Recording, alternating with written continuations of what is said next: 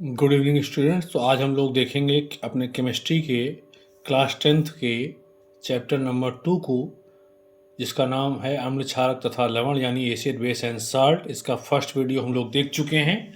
आज हम लोग इसके सेकंड पार्ट में भी तकरीबन 30 से अधिक क्वेश्चंस को सॉल्व करेंगे, प्रैक्टिस करेंगे। और आ जाते हैं हम लोग बिना देर किए सीधे अपने फर्स्ट क्वेश्चन पर। देखिए, पहला क्वेश्चन आपके सामने लिखा है, अम्ल तथा क्षार की परस्पर अभिक्रिया को कहते हैं, क्या कहते हैं? उदासीनीकरण। ऑप्शन नंबर आपका सी करेक्ट हो जाएगा। क्वेश्चन नंबर 2 देखिए, उदासीनीकरण अभिक्रिया में बनता है, क्या बनता है? ऑप्शन नंबर डी, लवण तथा जल बनता है।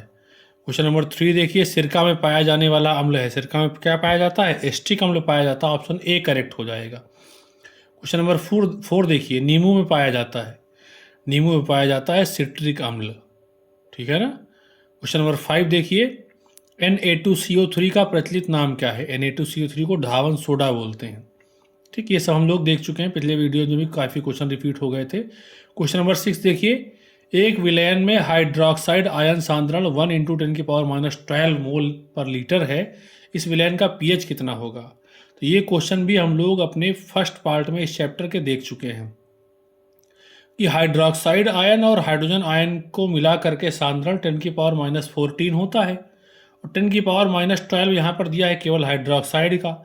इसका मतलब हाइड्रोजन आयन का सांद्रण 10⁻2 होगा, और जो हाइड्रोजन आयन का सांद्रण होता है 10 की पावर में, वही विलयन का पीएच होता है। तो हाइड्रोजन आयन का सांद्रण यहाँ पे 10⁻2 होगा, और फार्मूला है 10⁻2 इक्वल टू हो जाएगा 10⁻pH।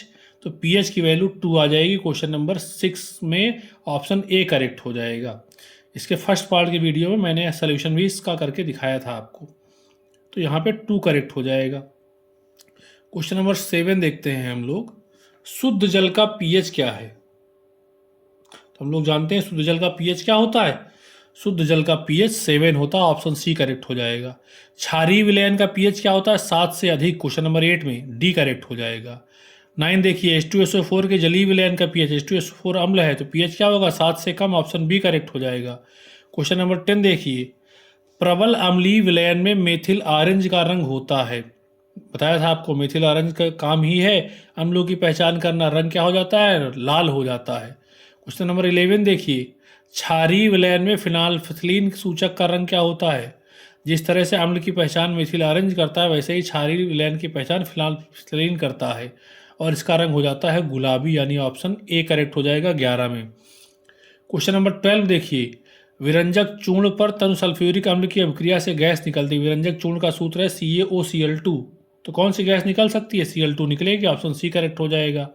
13 देखिए, अम्लीय लवण क्या है? अम्लीय लवण वो होता है जिसमें हाइड्रोजन हो। ऑप्शन सी NaHSO4 यानी sodium hydrogen sulphate. Question number 14 देखिए, खाने के सोडे का रासायनिक सूत्र क्या है?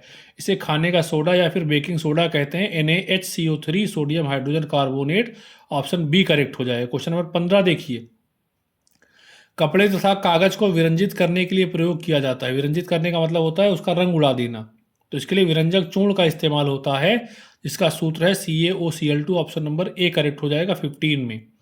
अब हम लोग देखेंगे अपना अगला प्रश्न। क्वेश्चन नंबर 16 देखिए, जल को जीवाणु रहित बनाने के लिए उपयोग किया जाता है। तो विरंजक चूर्ण जो है वो जीवाणुनाशी भी होता है, बैक्टीरिया को खत्म करता है, तो ऑप्शन डी करेक्ट हो जाएगा। क्वेश्चन नंबर 17 देखिए, कठोर जल को मृदु बनाने के लिए कौन सा पदार्थ उपयुक्त होता है? तो वो है धावन सोडा। ठीक, Na2CO3.10H2। क्वेश्चन नंबर 18 देखिए, सल्फर डाइऑक्साइड का जलीय विलयन होता है, तो सल्फर डाइऑक्साइड को अगर पानी में घोल देंगे तो H2SO4 बन जाएगा, तो वो अम्लीय हो जाएगा। ऑप्शन ए करेक्ट हो जाएगा। क्वेश्चन नंबर 19 देखिए, अम्लीय विलयन का पीएच होता है, अम्ल का विलय जो पीएच है वो 7 से कम होता है। ऑप्शन बी करेक्ट हो जाएगा। क्वेश्चन नंबर 20 देखिए, सल्फ्यूरिक अम्ल में हाइड्रोजन परमाणुओं की संख्या कितनी है?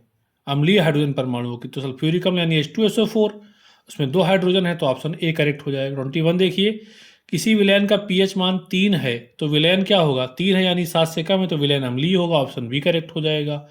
क्वेश्चन नंबर 22 देखिए, निम्नलिखित में से कौन सा प्रबल विद्युत अपघट्य नहीं है?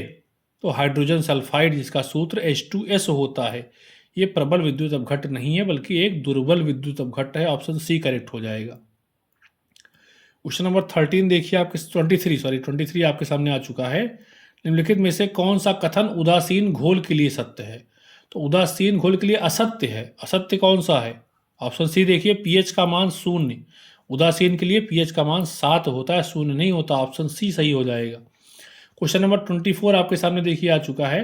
निम्नलिखित में दुर्बल अम्ल कौन सा है? तो जो बी में लिखा हुआ है HCN, वो आपका दुर्बल अम्ल है। बाकी HCl, HNO3 और H2SO4 ये बहुत ही प्रबल अम्ल होते हैं। क्वेश्चन नंबर 25 देखिए, एक विलयन नीले लिटमस को लाल कर देता है, इसका पीएच मान कितना होगा? नीले लिटमस को लाल कर रहा है। इसके फर्स्ट पार्ट में हम लोगों ने देखा था कि जो लिटमस था वो लाल को नीला करता था, और लाल को नीला करता है तो वो क्षारक होता है, तो उसका पीएच 8 से ज़्यादा था। यहाँ ये नीले को लाल कर देता है तो इसका पीएच 7 से कम होगा, यानी 6 होगा। अगर आपको ये नहीं भी पता है तो आप बस इसके ऑप्शंस को देख लीजिए। देखिए, ए में लिखा है 6, बी में 7, सी में 8 और डी में 10। तो कौन कौन 7 से ज़्यादा है? तो वह 8 और 10। तो ये तो सही नहीं हो सकता, क्योंकि दो विकल्प तो सही नहीं होंगे। 7 उदासीन का होता है, तो उदासीन में जो है लिटमस का रंग बदलता नहीं, नीला नीला रहेगा, लाल लाल रहेगा। ठीक, तो कौन सा सही होगा? जो सबसे अलग होगा, यानी 6 सही हो जाएगा। ठीक, इस तरह से बिना इसका उत्तर जाने भी आप ऑप्शन को करेक्ट टिक कर सकते हैं। अगला देखिए 26, धावन सोडा का रासायनिक सूत्र क्या है? धावन सोडा का सूत्र होता है Na2CO3.10H2O। ऑप्शन ए करेक्ट हो जाएगा। 27 देखिए, एक हाइड्रोक्लोरिक अम्ल की शक्ति 10⁻²n है। इस विलयन का पीएच कितना होगा? जब भी अम्ल की शक्ति दी हो तो आप जो उसमें 10 की पावर लगी है माइनस में, ठीक है ना, तो माइनस चिन्ह को आप छोड़ दीजिए, वही उसका पीएच है, तो 2 पीएच हो जाएगा। ऑप्शन बी करेक्ट हो जाएगा। क्वेश्चन नंबर 28 पे आ जाइए। एस्टिक अम्ल एक दुर्बल अम्ल है। एस्टिक अम्ल एक दुर्बल अम्ल होता है, सिरके में होता है, उसे हम खा भी सकते हैं। क्यों? क्योंकि इसके आयरन की मात्रा कम होती है। ऑप्शन बी करेक्ट हो जाएगा। क्वेश्चन नंबर 29 में आते हैं हम लोग। क्षारक के साथ में हल्दी का रंग क्या होता है? तो हल्दी का आमतौर पर रंग तो वैसे पीला होता है, लेकिन जब क्षारक इसको मिलाया जाता है तो उसका रंग भूरा लाल हो जाता है। इसीलिए जो हल्दी है वो भी हमारा एक प्राकृतिक सूचक का कार्य करता है। क्वेश्चन नंबर 30 देखिए, अम्लीय वर्षा के जल का संभावित पीएच मान बताया था इसका फर्स्ट वीडियो में भी, कि अम्लीय वर्षा में जो आपके जल का पीएच मान होता है वो 5.6 से कम होता है और लगभग 5.2 होता है। ऑप्शन ए करेक्ट है। क्वेश्चन नंबर 31 देखिए, विरंजक चूर्ण का सूत्र क्या होगा? विरंजक चूर्ण यानी CaOCl2। Question number option number B सही हो जाएगा। क्वेश्चन नंबर आप 32 देखिए। 32 में कह रहा है, अग्निशामक यंत्रों में कौन प्रयुक्त किया जाता है? आपको बताया था अग्निशामक यंत्रों में हम वो चीज़ प्रयोग करते हैं जिसमें CO2 मौजूद हो। तो चारों ऑप्शन देखिए, CO2 किस में है? बी ऑप्शन NaSCO3 यानी सोडियम हाइड्रोजन कार्बोनेट में मौजूद है। क्वेश्चन नंबर 33 है हमारा, सोडियम कार्बोनेट के जलीय विलयन में कार्बन डाइऑक्साइड गैस अधिकता से प्रवाहित करने पर प्राप्त होने वाला पदार्थ है। पहले वीडियो में भी हम लोग ये प्रश्न देख चुके हैं। सोडियम कार्बोनेट के जलीय विलयन में जब कार्बन डाइऑक्साइड गैस प्रवाहित की जाती है तो सोडियम हाइड्रोजन कार्बोनेट यानी NaSCO3 बन जाता है। ऑप्शन सी करेक्ट हो जाएगा। क्वेश्चन नंबर आप 34 देखिए, लास्ट क्वेश्चन है हमारे इस सीरीज का और इस चैप्टर का भी। शुष्क वायु में रखने पर क्रिस्टलीय सोडियम कार्बोनेट का सूत्र क्या है?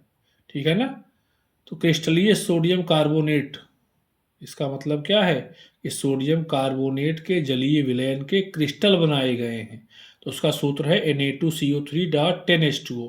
ऑप्शन नंबर ए और सी दोनों सेम लिखे हुए हैं, ठीक है ना, ये बुक में प्रिंटिंग मिस्टेक थी, तो Na2CO3.10H2O ही इसका सही उत्तर है।